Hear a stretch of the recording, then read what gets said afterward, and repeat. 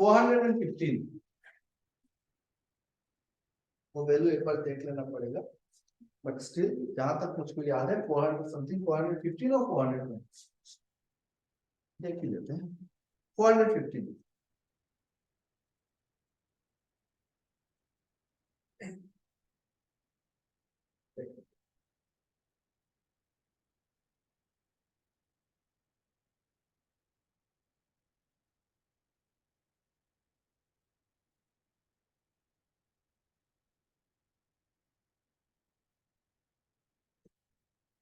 नहीं नहीं सॉरी 415 है माइनस 459.67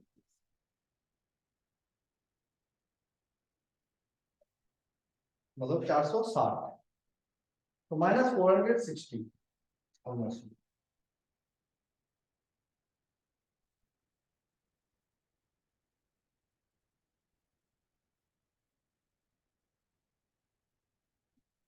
तो रैंकाइन पे डिफाइन करना है तो क्या करेंगे, माइनस प्लस 460 प्लस कर देंगे रैंकाइन बनाने। क्लियर हो गया? तो ये हो गया हमारा टेम्परेचर का यूनिट। डेफिनेशन समझ में आ गया, यूनिट समझ में आ गया, कन्वर्शन समझ में आ गया, रिलेशन समझ में आ गया। एब्सोल्यूट जीरो टेम्परेचर या फिर एब्सोल्यूट टेम्परेचर बोलने से क्या समझ में आता है बताया जाता है। क्लियर? अब बात करेंगे कि टेम्परेचर को हम मेजर कैसे कर सकते हैं और उसका इंस्ट्रूमेंट क्या क्या होगा और उसका इंस्टॉलेशन कैसे, क्या बात करेंगे इसका मेजरमेंट। इंस्ट्रूमेंटेशन मतलब मेजरमेंट है ना। टेम्परेचर को इंडस्ट्री में जब मेजर करते हैं, घर में हम लोग कैसे करते हैं, ह्यूमन बॉडी टेम्परेचर के लिए थर्मोमीटर यूज करते हैं। अब वो ग्लास थर्मोमीटर जो होता है छोटा सा 100 डिग्री सेंटीग्रेड तक रहता है, 0 to 100 डिग्री सेंटीग्रेड, तो उससे तो हम काम नहीं ले पाएंगे। हमको क्या लगाना है, हम यूज करेंगे टेम्परेचर गॉस,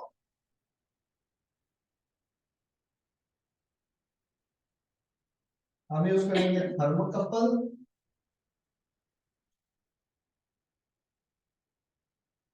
हम यूज करेंगे आरटीडी,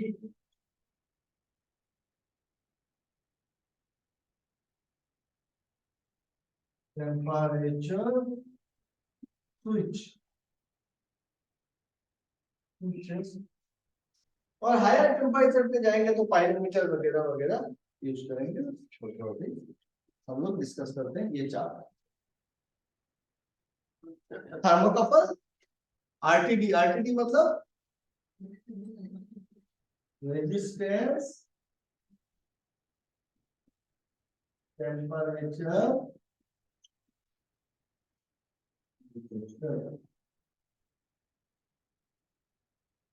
ठीक है। टेम्परेचर गॉस किस टाइप का इंस्ट्रूमेंट है, किस टाइप के इंस्ट्रूमेंट, इंस्ट्रूमेंट के अलग अलग कैटेगरी होते हैं, टाइप होते हैं, किस टाइप का इंस्ट्रूमेंट,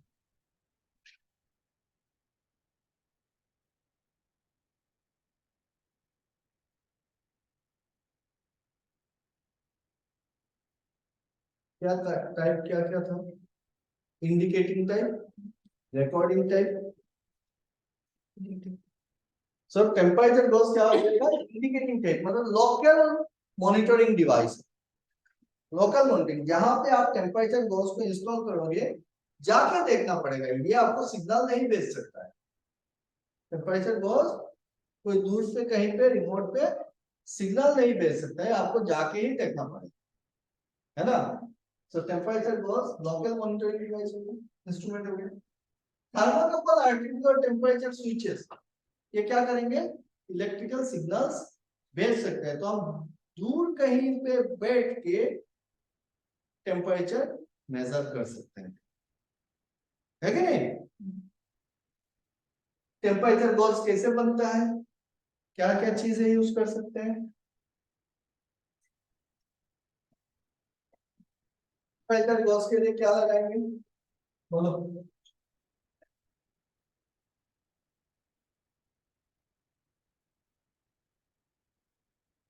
एक बर्नर टिप ले लेते हैं, spiral type,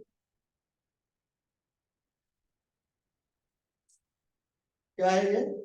spiral type burden tube, ठीक है।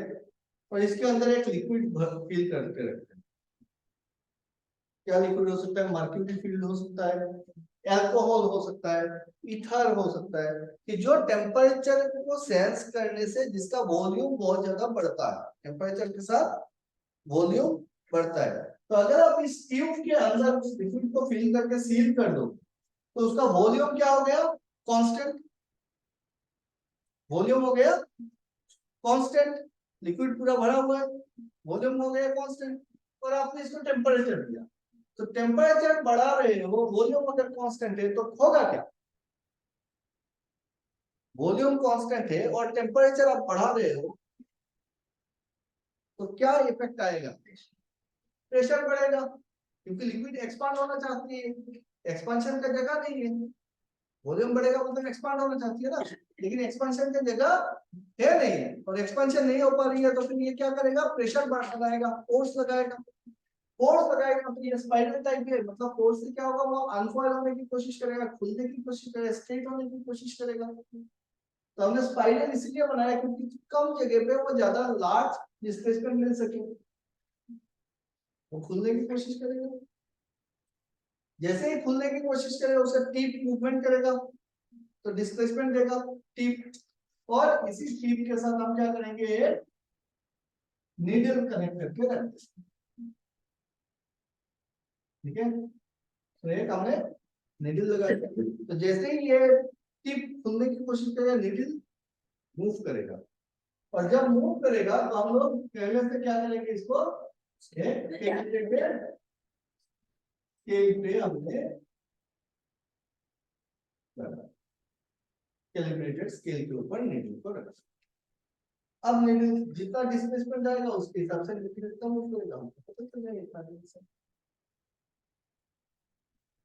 टेम्परेचर बहुत क्लियर हो गया सबको, है ना। अब टेम्परेचर मेजरिंग इंस्ट्रूमेंट जो भी होगा ना, उसमें देखना उसका लंबा सा एक्सटेंड उसको इंसर्ट करना होगा। अब बाहर से टेम्परेचर नहीं जो सेंस कर सकते, जहां का टेम्परेचर सेंस करना है उस जगह को आपको टच करना पड़ेगा, तभी वो सेंस करेगा। बिना टच किए हुए अगर टेम्परेचर सेंस करना है तो कौन सा डिवाइस होगा? बिना टच किए हुए अगर मुझको टेम्परेचर को सेंस करना है तो क्या लगा सकते हैं उसके लिए? कौन सा इंस्ट्रूमेंट? ये सब तो टच करना पड़ेगा ना। अब पकड़ लो बहुत हाई टेम्परेचर है, वहां पे अगर कोई भी मेटल अगर लगाते हो तो क्या हो जाएगा? मेटल पिघल जाएगा, खत्म हो जाएगा। हर एक टेम्परेचर एलिमेंट का अपना एक रेंज होता है, तो इससे तो हम जो नहीं ये कर पाएंगे, मेजर नहीं कर पाएंगे, तो क्या लगाएंगे वहां पे? पाइरोमीटर लगाएंगे, एग्जैक्टली पाइरोमीटर लगाएंगे। तो लाइट को देख के एडजस्ट करके हम बता सकते हैं उसका टेम्परेचर कितना हो सकता है। तो pyrometer is not in our scope, but हमको जान के रखना है कि वेरी हाई टेम्परेचर जहाँ पे हम पहुंच नहीं सकते, टच नहीं कर सकते, तो उसको मेजर करने के लिए हमको पाइरोमीटर का हमको टेम्परेचर को सब क्लियर हो गया।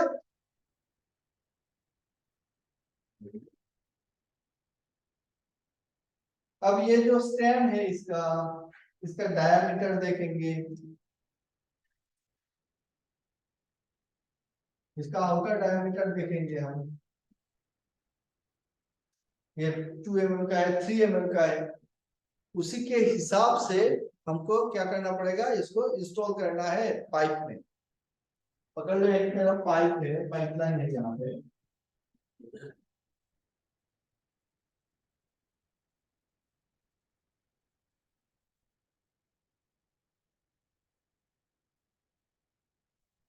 और इसके अंदर से कोई एक लिक्विड फ्लो हो रहा है, उसको इस लिक्विड का ना टेम्परेचर पता करना है। तो द बेस्ट लोकेशन क्या होगा, कहां तक मेरे को पहुंचना है? तो ये जो टिप है वो इसके नीचे तक जाना चाहिए, ऐसा नहीं कि यहाँ पे जाए। सेंटर पे क्या होगा? टेम्परेचर कम हो जाएगा, सेंटर पे ही मुझको मैक्सिमम टेम्परेचर लिक्विड का एग्जैक्ट टेम्परेचर मिलेगा, चारों तरफ से सेंटर से अगर इंसुलेशन प्रॉपर नहीं है इसका तो सरफेस पे ठंडा होगा, थोड़ा सा टेम्परेचर ड्रॉप होगा, यहाँ तक उसको घुसाना है। अब पकड़ लो, मैंने अगर इस स्टेम को डायरेक्ट इसके अंदर इंसर्ट कर दिया और यहाँ पे कुछ प्लगिंग कर दिया तो दिक्कत क्या आएगी, ये गॉज अगर खराब हो जाता है तो इसको निकाल के रिप्लेस करने के टाइम पे मुझको शट डाउन लेना पड़ेगा, otherwise I can not work on this. जैसे ही मैं इसको खोलूंगा क्या हो जाएगा, लिक्विड बाहर निकल के आएगा, तेल का लाइन है तो तेल निकल के आ जाएगा, पानी का लाइन है पानी आ जाएगा, स्टीम लाइन है स्टीम आ जाएगा। क्या करेंगे यहाँ पे, इस प्रॉब्लम को कैसे सॉल्व किया जाए, उसके लिए हम लगाएंगे यहाँ पे थर्मोवेल। क्या लगा लेंगे, थर्मोवेल।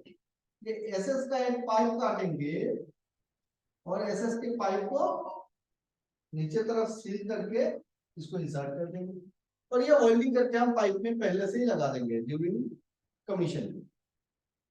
इंस्टॉलेशन के टाइम पे ही हम लोग पाइप में जहां पे हमारा गॉज लगना है क्या लगा के रखेंगे, थर्मोवेल, इसको बोला जाता है thermowell. Am I clear everyone? क्या करेंगे, ऐसा लगा कि फिर ये एसएस का एक ट्यूब है, नीचे से सील्ड है, इसी को मैंने अपना जो पाइप है ना उस पाइप में होल करके एसएस के ट्यूब को अंदर डाल दिया, तो उससे क्या हो रहा है कि पानी जो है या फिर लिक्विड है वो लिक्विड बाहर निकल के नहीं आ रहा है।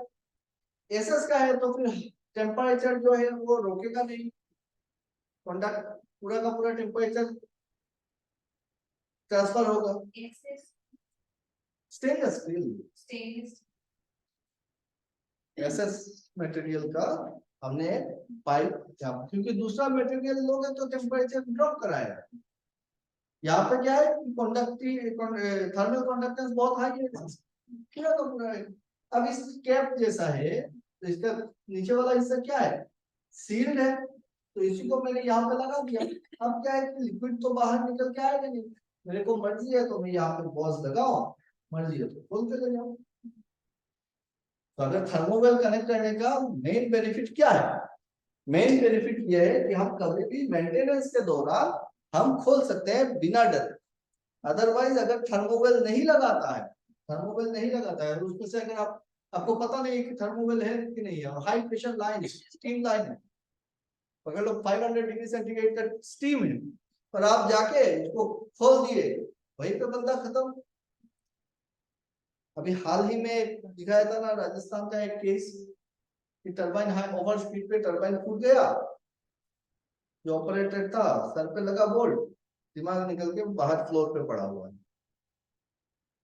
तो ऐसे ही हालत होगा हमारा भी कि हमने बिना पता किए कि इसमें थर्मोवेल है कि नहीं है, अब गए और मस्ती में खोल दी, खोलते ही क्या होगा, स्टीम मारेगा, जला देगा आपको। वो थर्मोकोल है जिसमें पानी अंदर नहीं घुसेगा, वो उसको टेम्परेचर बहुत है तो वो एक्स्ट्रा कैसे सो टेम्परेचर गॉस के अंदर कहाँ तुम्हारा प्रोसेस फ्लूइड घुसता है, अगर टेम्परेचर गॉस के अंदर प्रोसेस फ्लूइड घुसेगा और वो अगर ऐसे स्पाइरल होके जाएगा अंदर तक तो वहां पे तो वो ठंडा हो जाएगा। किसी भी बैंड के थ्रू जब पानी जाएगा तो प्रोसेस फ्लूइड का जो टेम्परेचर है उतना टेम्परेचर मिलेगा क्या, मुझको नहीं मिलेगा। थोड़ा देर बाद यहाँ पे वो ठंडा होकर बैठ जाएगा, इस जोन पे लिक्विड जो है वो ठंडा बनेगा और यहाँ पे टेम्परेचर वाला पानी इसको फोर्स करेगा, लेकिन ये पानी क्या है यहाँ पे ठंडा है, टेम्परेचर सेंसिटिव, ये तो सील्ड रहेगा ना, जो गॉस है वो क्या होगा, हाँ सील्ड रहेगा, ठीक है।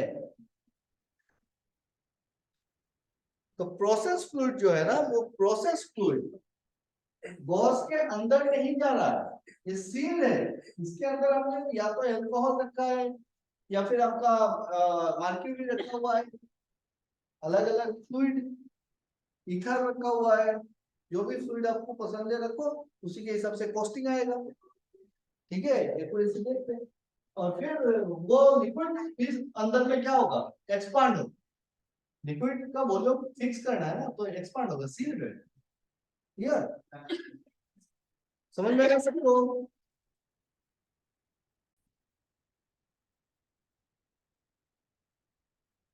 तो देखो ये क्या है, कैलिब्रेटेड स्केल है, उसके ऊपर यहाँ पे नीडल लगाएंगे, तो खोलते हैं हम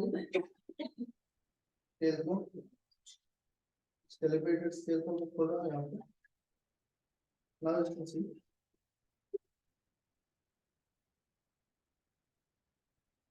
क्या दिख रहा है? ये है बर्डन, ठीक है, स्पाइरल टाइप बर्डन ट्यूब है। नीचे क्या है, नीचे वाला पार्ट सील्ड है, ये पूरा का पूरा उसका स्टैंड है, ठीक है। अभी इसको जो हम पाइप के अंदर ऐसे डालेंगे, तो डालने के लिए हम क्या लगा रहे हैं, थर्मोवेल लगा रहे हैं। थर्मोवेल में ये जाके ऐसे बैठ जाए, क्लियर? अब टेम्परेचर यहाँ पे सेंस होगा, तो इसके अंदर का जो लिक्विड है वो क्या होगा, एक्सपांड होगा। यहाँ पे कैपिलरी ट्यूब दिया हुआ है एक्सपांशन के लिए, एक्सपांड हो गया तो ये अनफॉइल होगा, अनफॉइल होगा तो इसके साथ हमने क्या लगाया, गियर पिनियन असेंबली लगा दिया, और वो उस छोटे से मूवमेंट को बड़ा करके दिखाए। गियर पिनियन लगाने का मकसद क्या है, ताकि हल्का सा जो मूवमेंट है उसको रोटरी मूवमेंट में बड़ा करके हम दिखा सकें। क्लियर? देखिए सबको, देखो सर पूरे जो पाइप जो हमें बोरिंग कर दिया ये लीकेज नहीं, इसको वेल्डिंग करके लगाओगे, ऐसे कैसे लगा दो?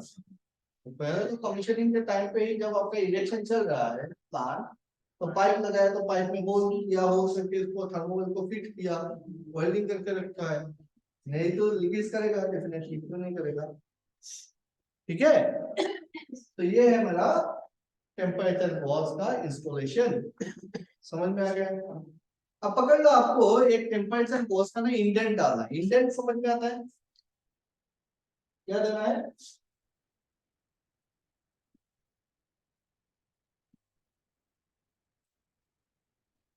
आपको चाहिए टेम्परेचर वॉल्स चाहिए आपके प्लांट के लिए, तो आपको क्या देना पड़ेगा, इंडेंट देना पड़ेगा। आप जाके बाजार से परचेज करके तो लाओगे नहीं, you will not be buying your instrument by your own, company आपको खरीद के देगी। तो आपको क्या डालना है, इंडेंट देना पड़ता है, ठीक है। उससे क्या होगा कि उसमें आपको लिख के देना है कि आपको क्या चीज चाहिए। परचेज वाले को टेम्परेचर वॉल्स का कोई आइडिया है नहीं, है ना, करते करते हो जाता है। बहुत सारे परचेस में ऐसे बैठते हैं इंडस्ट्री में जो हमसे भी ज्यादा अच्छा स्पेसिफिकेशन बताते हैं इंस्ट्रूमेंट का, क्योंकि वो खरीद रहे हैं हमेशा।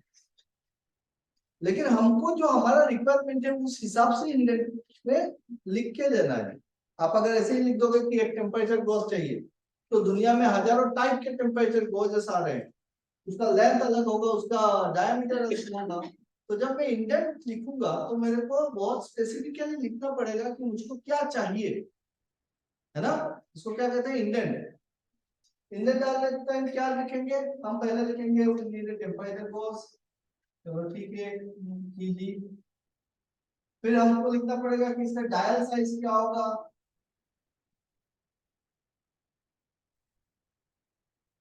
10 सेंटीमीटर का चाहिए, छोटा वाला चाहिए कितना, 6 सेंटीमीटर का डायल वॉश चाहिए, है ना।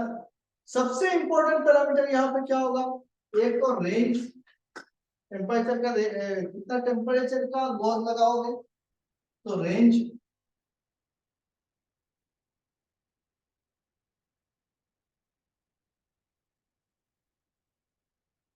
रेंज बताना पड़ेगा कि मुझको 0 to 500 डिग्री सेंटीग्रेड का चाहिए, 0 to 150 डिग्री सेंटीग्रेड का चाहिए, फ़ारेनहाइट स्केल का चाहिए कि डिग्री सेंटीग्रेड का मेरे को चाहिए, तो रेंज लिखना पड़ेगा मुझको। और क्या लिखना पड़ेगा, स्टेम लेंथ, लेंथ लिखना पड़ेगा,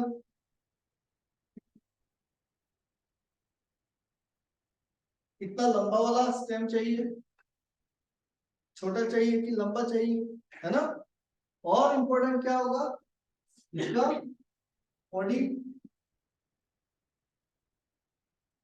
आउटर डायमीटर, क्योंकि आउटर डायमीटर और आपका थर्मोवेल का आईडी इनर डायमीटर मैच होना पड़ेगा।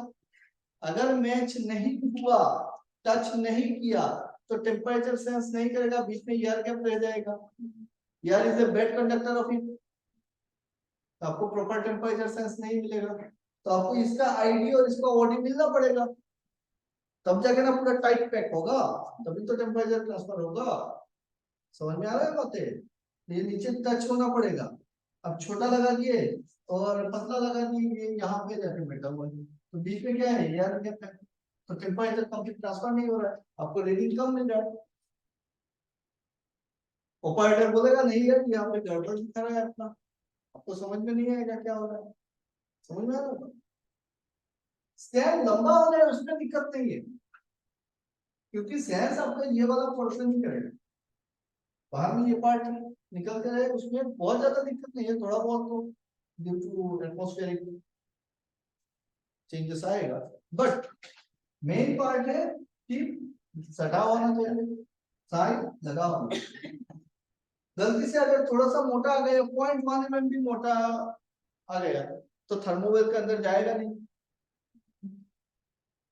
थर्मोवेल के अंदर जाएगा नहीं, पकड़ लो ये है तो ये तो अंदर जाएगा नहीं भाई, अब क्या करें, हमने मंगवा दिया है, थर्मोवेल आप चेंज कर नहीं सकते हो, तो हमेशा इंडेंट जब कभी भी आप टेम्परेचर गॉस का इंडेंट देंगे या थर्मोकपल का इंडेंट देंगे, आरटीडी का इंडेंट देंगे, तो हमको पहले ये ध्यान में रखना है हमारा जो थर्मोवेल है उसका आईडी कितना है, उसका लेंथ कितना है, उसी के बेसिस पे थोड़ा लंबा लेंथ आने से दिक्कत नहीं, तो बहुत लंबा आ गए, यहाँ पे पकड़ लो आपका है 1 इंच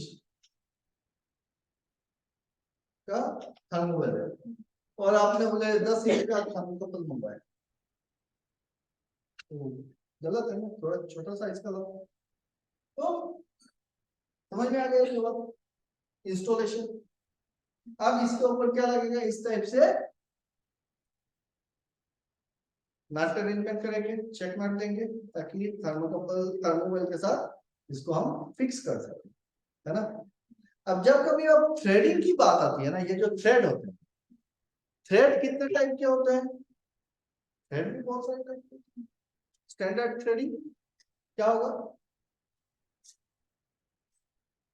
एनपीटी या फिर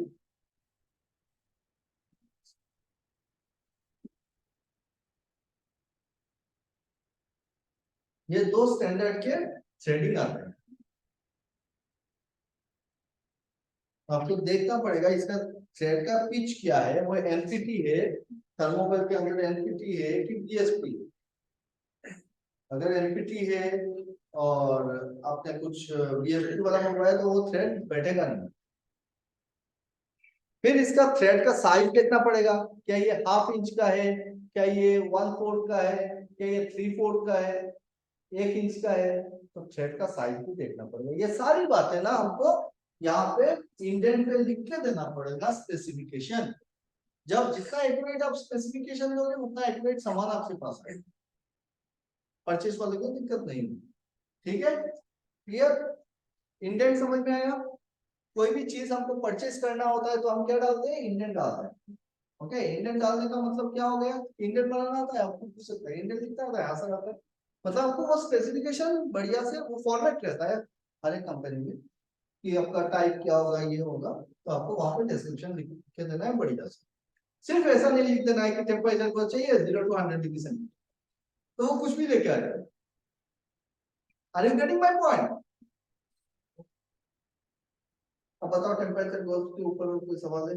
देखो इसमें सिर्फ ऐसा नहीं है कि ये तो लिक्विड फील्ड टेम्परेचर गोल्स की बात हमने की, बायोमेटेलिक आता है आजकल, ये जो तुम्हारे हाथ में है क्या है ये, इसमें लिक्विड फील्ड है क्या, नहीं है, ये क्या है, बायोमेटेलिक टेम्परेचर गॉस है, क्या है ये, दिखाओ,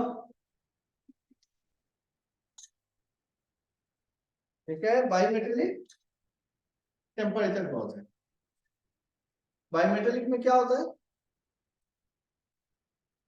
दो डिसिमिलर मेटल लगे हुए हैं इसके, जिनका टेम्परेचर कोफिशिएंट अलग अलग है, तो एक एक्सपांड करेगा और एक एक्सपांड नहीं करेगा। ये अगर दो स्ट्रिप लगा देते हो सटा के, तो जब गर्म करोगे तो पकड़ रही है, इसमें टेम्परेचर कोफिशिएंट हाई है तो ये एक्सपांड कर ज्यादा, और ये एक्सपांड नहीं कर रहा है तो क्या होगा, ये अल्टीमेटली इस टाइप से बैंड हो जाएगा। एक बढ़ना चाह रहा है, एक रुकना चाह रहा है, तो बैंड हो जाएगा, सीधा तो नहीं बढ़ेगा। तो ये होता है बाइमेटेलिक टेम्परेचर मेजरमेंट। क्लियर?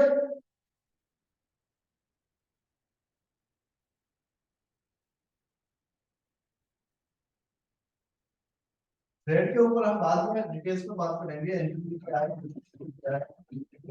ना, एनपीटी थ्रेडिंग, बीएसपी थ्रेडिंग क्या क्या टाइप के होते हैं। तो भाई एक बार समराइज करते हैं, टेम्परेचर क्या है, degree of hotness coldness, unit क्या है, degree centigrade, Fahrenheit, kelvin and Rankine. Kelvin और रैंकाइन एब्सोल्यूट स्केल है। डिग्री सेंटीग्रेड फ़ारेनहाइट स्केल को कैसे मेजर कर रहे हैं कि 0 डिग्री सेंटीग्रेड पे हम बोल रहे हैं कि freezing point of water 0 degree centigrade पे, boiling point of water 100 degree centigrade पे at normal atmospheric pressure, 32 Fahrenheit पे नॉर्मल एटमॉस्फेरिक प्रेशर पे फ्रीजिंग पॉइंट, और 212 पे बॉइलिंग पॉइंट। तो स्केल बन गया 100 और 180 का।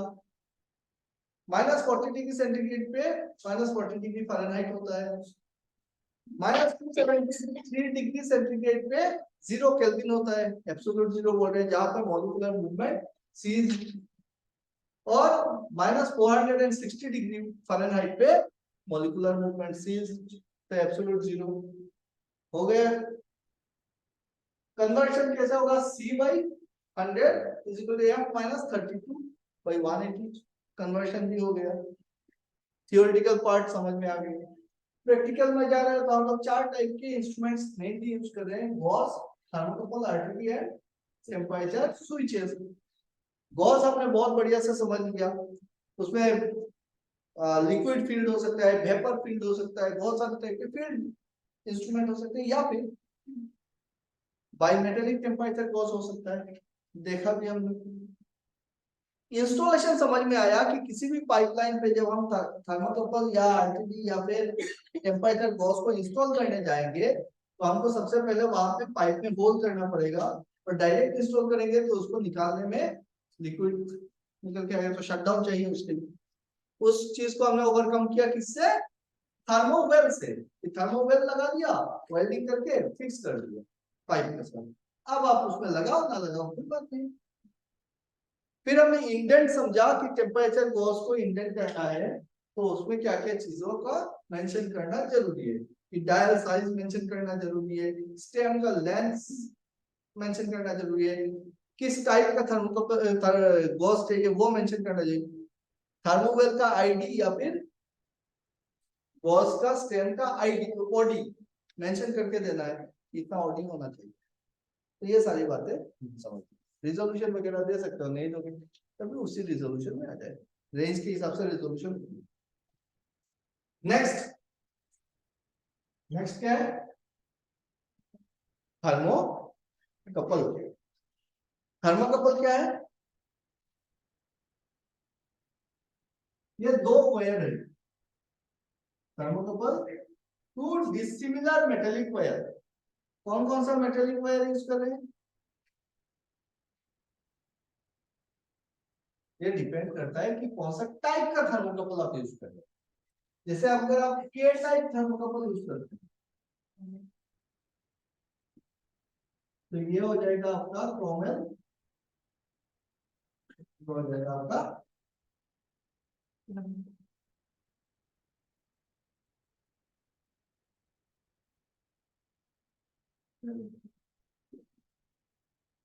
तो क्रोमियम निकल, एल्युमिनियम निकल का एलॉय यूज कर सकते हैं। सो जब कभी भी ये कौन सा बेसिक प्रिंसिपल पे काम कर रहा है, सीबेक इफेक्ट पे काम कर रहा है, सीबेक इफेक्ट पे काम कर रहा है। क्या है वो इफेक्ट, कि जब कभी भी हम 2 डिसिमिलर मेटेलिक वायर को कनेक्ट करते हैं एक जंक्शन पे, और एक जंक्शन को गर्म कर देते हैं, मतलब दोनों जंक्शन के बीच पे क्या होना चाहिए, टेम्परेचर डिफरेंस होना चाहिए, मस्त। जब कभी भी टेम्परेचर डिफरेंस आएगा तो कोल्ड जंक्शन पे हमको मिलीवोल्ट या फिर ईएमएफ मिलेगा। ये है थर्मो। क्लियर? तो थर्मोकपल का आउटपुट क्या मिलेगा? मिलीवोल्ट मिलेगा। थर्मोकपल पे हमको प्लस माइनस का सिंबल देखने को मिलेगा। हम उसको देख के आइडेंटिफाई कर सकते हैं कि कौन सा थर्मोकपल है और कौन सा आरटीटी है ना?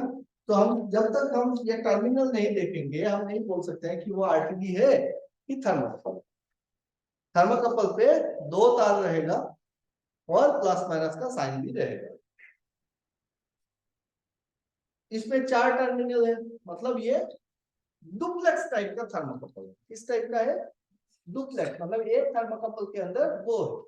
उसी तरीके से ट्रिप्लेक्स भी आएगा, एक के अंदर 3 आएगा। नॉर्मली हम लोग डुप्लेक्स मंगवाते हैं। डुप्लेक्स होने का फायदा ये है कि आप एक टर्मिनल से आप लोकल किसी इंडिकेटर में दे दो, एक टर्मिनल से आप पीएलसी में ले लो, या फिर कभी कभी एक टर्मिनल खराब होता है तो दूसरा यूज कर सकते हैं। बट इन जनरल क्या होता है, थर्मोकपल खराब होता है तो नीचे से खराब होता है, दोनों ही कट जाते हैं। फिर भी हम डुप्लेक्स मंगवाते हैं इकोनॉमी के लिए। ठीक, अब क्या है, थर्मोकपल को जब हम चेक करेंगे कि ये थर्मोकपल वर्किंग काम करेगा कि नहीं करेगा, ये सही है कि नहीं, कैसे पता चलेगा? नॉर्मल ये थर्मोकपल है, हमको पता लगाना है ये थर्मोकपल जो है वो सही है कि नहीं। तो कैलिब्रेट करना पड़ेगा। क्या करना पड़ेगा? कैलिब्रेट करना। टेम्परेचर बॉस है, वो काम करेगा, सही कर रहा है नहीं कर रहा है, तो क्या करना पड़ेगा? उसको कैलिब्रेट करना पड़ेगा। टेम्परेचर को कैलिब्रेट करने के लिए कौन सा कैलिब्रेटर यूज करते हैं, क्या कहते हैं इसको? नहीं, स्कैनर से कैसे कैलिब्रेट करोगे? टेम्परेचर को अगर कैलिब्रेट करना है, कैलिब्रेशन का मतलब क्या है?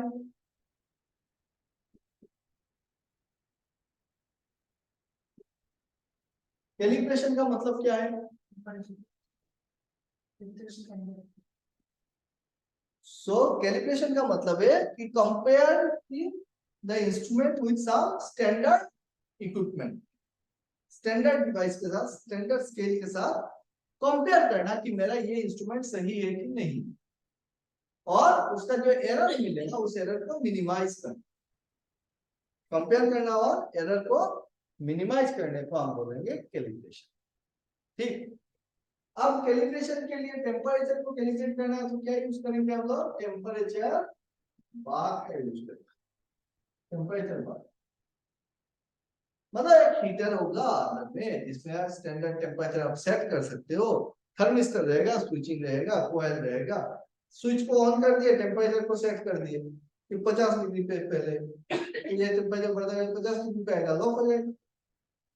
आपका इंस्ट्रूमेंट में देख लो 50 डिग्री दिखा रहा है नहीं दिखा रहा है, स्केल में देखो कितना दिखा रहा है। अब 100 डिग्री पे लगाओ, फिर देखो, अब 150 में देखो, 200 में देखो। तो कैलिब्रेशन जब कभी भी हम इंस्ट्रूमेंट का करते हैं ना, तो वो करते हैं परसेंटेज, 0%, 25%, 50%, 75% एंड 100% पे कैलिब्रेट किया जाता है। ऐसा नहीं कि आर्बिट्रेरीली कुछ भी देख दिया। तो एक स्टैंडर्ड फॉर्मेट रहेगा, उसमें हम लोग 0 to 100% पे इस हिसाब से इनपुट्स देंगे। उसी इनपुट के अगेंस्ट में मेरा इंस्ट्रूमेंट कितना आउटपुट दे रहा है वो हम साइमल्टेनियसली साइड टू साइड देखेंगे और फिर देखेंगे कि एरर कितना आ रहा है। तो अगर मैं टेम्परेचर कैलिब्रेशन का ये चार्ट बनाता तो पकड़ लो मैंने यहाँ को परसेंटेज दे दिया, और जो मेरा क्या कहते हैं थर्मोकपल है ना या फिर जो टेम्परेचर गॉज है वो पकड़ लो, उसका रेंज है मेरा 0 to 200 सेंटीग्रेड। तो 0% पे तो 0 ही होगा, 100% पे 200 आएगा, 50% पे 100 आएगा, तो 25% पे 50 आएगा, 75% पे 1। अब मैं इतना इनपुट दूंगा टेम्परेचर बात में। कैलिब्रेट करते टाइम क्या होता है कि टेम्परेचर एक ऐसा है कि आप इंस्टेंटेनियसली चेंज नहीं होता है। टेम्परेचर आपने पकड़ लो, हीटर ऑन कर दिया और रूम का टेम्परेचर बढ़ गया, हीटर को ऑफ करते ही टेम्परेचर डाउन नहीं होगा, it will take some time, तो इसको समझ लेना पड़ता है, स्टेबल होना पड़ता है। टेम्परेचर बात हो सकता है, अगर आपके पास टेम्परेचर बात नहीं है तो आप 0 to 100 डिग्री तो कर ही सकते हो। कैसे कर लेंगे? मल्टीमीटर से टेम्परेचर कैसे, इससे तुम मिलीवोल्ट ले सकता है, रेजिस्टेंस देख सकते हैं आरटीडी में। टेम्परेचर इनपुट देना है ना, इनपुट की बात कर रहा हूं। आपका टेम्परेचर बात क्या करता है, इनपुट ही देता है। बाकी तो आप मल्टीमीटर से मिलीवोल्ट चेक कर लो। क्या कर सकते हैं, पानी गर्म करके देख सकते हैं, बॉइलिंग वाटर है भाई 100 डिग्री के आसपास में आ रहा है कि नहीं आ रहा है कि नहीं।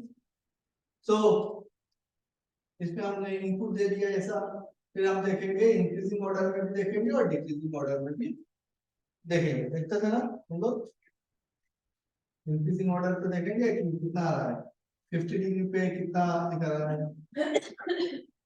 उसी तरीके से फिर एरर को डिफाइन कर देंगे, इतना एरर है, ठीक है। अगर आपको गॉस है और उनको थोड़ा बहुत ठीक ठाक करना है तो वो जो आपका लिंक है एडजस्ट करके कर सकते हैं। टाइम कंज्यूमिंग चीजें है, नॉर्मली थर्मोकपल तो ठीक होता नहीं, आरटीडी ठीक होता नहीं, उसमें जो एरर आ गया उसको फेंक के नया लगा सीधा, तो एरर को आइडेंटिफाई कर सकते। क्लियर हुआ, सीबेक इफेक्ट क्लियर हुआ। तो अगर मेरा ये थर्मोकपल है और इस थर्मोकपल को अगर मैं ऐसे बोर्ड पे ऐसे रूम पे रखता हूँ तो कितना मिलीवोल्ट दिखाएगा, 0 मिलीवोल्ट दिखाएगा। क्यों? क्योंकि इसके दोनों एंड पे टेम्परेचर डिफरेंस नहीं है। हाथ पे पकड़ लूं तो मेरे को मेरा बॉडी टेम्परेचर यहाँ पे क्लियर, सारे डिटेल्स मैंने बता दिए थर्मोकपल के बारे में। उसी तरीके से आर टाइप है, जे टाइप है, और भी बहुत सारे अलग अलग टाइप के थर्मोकपल्स आते हैं। हम लोग के टाइप थर्मोकपल यूज करते हैं जिसका रेंज होता है 0 से लेके 1200 डिग्री सेंटीग्रेड। हो गया भाई। अब बात करते हैं आरटीडी की। इंस्टॉलेशन में सेम चीज, जैसे हमने गॉस लगाया उसी तरीके से लगाएंगे। इंडेंट डालता टाइप आपको टाइप डालना है, रेंज डालना है, हाँ प्रोसेस वेरिएबल क्या मेजर करना है वो डाल सकते हो, बॉडी डाल सकते हो, स्टेम का लेंथ डाल सकते हो। आरटीडी क्या है, रेजिस्टेंस टेम्परेचर डिटेक्टर। तो ये एक मेटालिक वायर है, कौन सा मेटल का, प्लेटिनम। नॉर्मली हम लोग यूज करते हैं प्लेटिनम।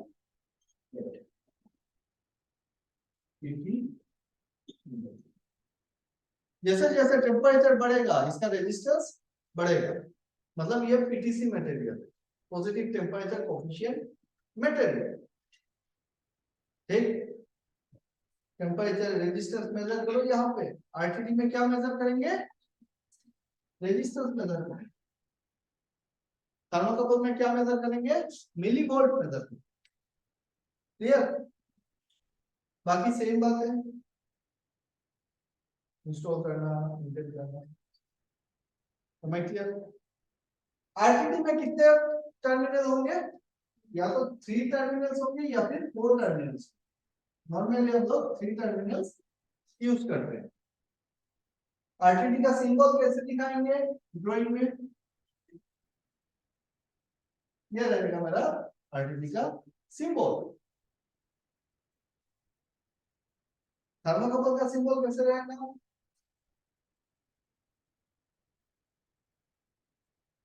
आरटीडी में रेजिस्टेंस दिखा रहे हैं, 2 टर्मिनल कॉमन है, इन दोनों टर्मिनल्स पे रेजिस्टेंस 0 मिलेगा, ये दोनों में रेजिस्टेंस मिलेगा और ये दोनों में रेजिस्टेंस।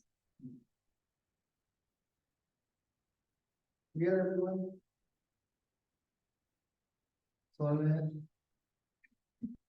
लास्ट बच गया मेरा टेम्परेचर स्विच।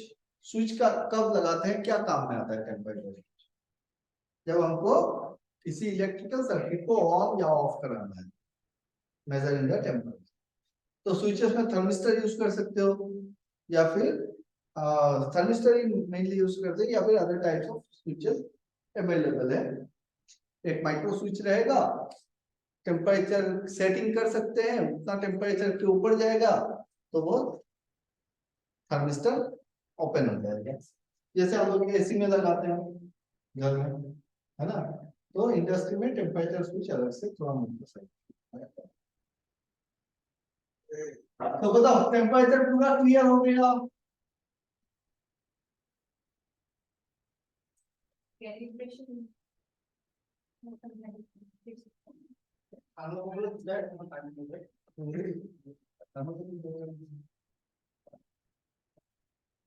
देखो कैलिब्रेटर मैं दिखा दूंगा आपको बाद में, अभी बता देता हूँ। एक डब्बा है, अब इसके अंदर ना यहाँ पे थर्मोवेल रखो। अब इसके अंदर आपको गर्म करने वाला कुछ कॉइल रहेंगे, इसमें आप लोग सेटिंग कर सकते हैं कि कितना टेम्परेचर पे मैं नॉब घुमा के इसको सेट करूंगा। तो सेट करके इसको रीड पे डाल दिए, तो जैसे आपका टेम्परेचर सेट किया, जैसे आप घर में माइक्रोवेव चलाते हो तो टेम्परेचर सेट किए तो क्या होगा, करंट पास करेगा तो ये हीटर ऑन होगा, गर्म हो जाएगा, उतना पर्टिकुलर टेम्परेचर पे सर्किट को कट कर देगा, टेम्परेचर स्विच अंदर में लगा हुआ है तो ये टेम्परेचर है अभी। उसी में आपने अपना थर्मोकपल होगा तो थर्मोकपल डाल दो, लगा के रख दो, और फिर इतना टेम्परेचर रीच होने के बाद थर्मोकपल है तो क्या मेजर करेंगे इसके टर्मिनल पे, मिलीवोल्ट, आरटीडी है तो रेजिस्टेंस, टेम्परेचर गॉज है तो उसके स्केल पे देख लेंगे। स्विच है तो हम देखेंगे उस स्विच पे माइक्रो स्विच जो है वो कट कर रहा है, ओपन कर रहा है कि नहीं कर रहा है, या फिर सर्किट को मेक कर रहा है कि नहीं कर रहा है। यही चीजें हमको मेजर करनी है, देखनी है ना। और आरटीडी का कौन सा टाइप ले रहे हो, थर्मोकपल का कौन सा टाइप ले रहे हो, उसके हिसाब से आपको एक स्टैंडर्ड चार्ट मिल जाएगा कि इतना मिलीवोल्ट पे इतना टेम्परेचर हो। वो भी लैब पे लगा हुआ है टेम्परेचर चार्ट, मैं दिखा दूंगा आपको। लैब में जब करेंगे टेम्परेचर के ऊपर तो देख लेंगे कि मिलीवोल्ट को कैसे हम डिग्री सेंटीग्रेड पे कन्वर्ट करते हैं। समझ में आ गया? Calibration क्यों किया जाता है? पकड़ लो, एक ट्रांसमिशन आपने बॉस मंगवाया, ठीक है, अब ये सही है कि नहीं है कैसे पता चले? ये खराब भी तो हो सकता है आपका 50 डिग्री सेंटीग्रेड पे ये 48 डिग्री सेंटीग्रेड दिखा रहा हो सकता है 50 डिग्री सेंटीग्रेड पे 52 डिग्री सेंटीग्रेड दिखा रहा हो, 2 डिग्री का एरर है। हो सकता है वही एरर जब वो 100 डिग्री सेंटीग्रेड पे जाता है तो फिर 10 डिग्री का हो जाता है। ये तो डिपेंड करता है इंटरनल कंपोनेंट्स पे, उसमें क्या लगा हुआ है, गियर स्प्रिंग लगा हुआ है, गियर लगा हुआ है, गियर एंड पिनियन, गियर का टीथ खा जाएगा तो एरर आएगा, स्प्रिंग पे टेंशन ज्यादा हो जाएगी एरर आएगा। बहुत सारे कारण हो सकते हैं ना एरर के, बहुत सारे टाइप के एरर होते हैं, जीरो एरर हो सकता है, स्पैन एरर हो सकता है, मल्टीप्लिकेशन एरर हो सकते हैं, है कि नहीं? Measurement में कोई प्रॉब्लम ना हो। तो हम क्या करते हैं, कैलिब्रेट करके ये पता लगाते हैं कि इसमें एरर कितना है।